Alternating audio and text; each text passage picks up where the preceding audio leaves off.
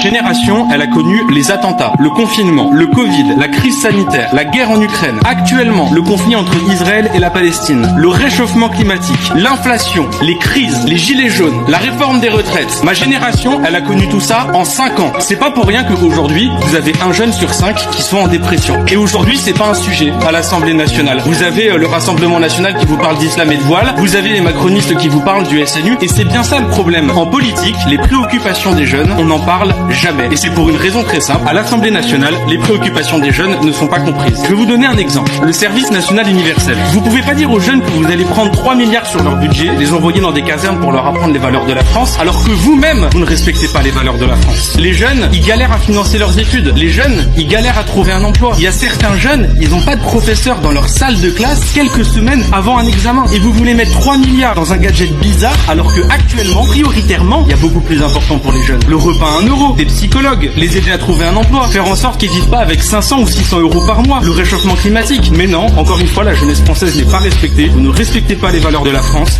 Vous mettez tout cet argent dans un SNU qui nous coûte cher et vous ne comprenez pas que ce soit ressenti comme une injustice par la jeunesse.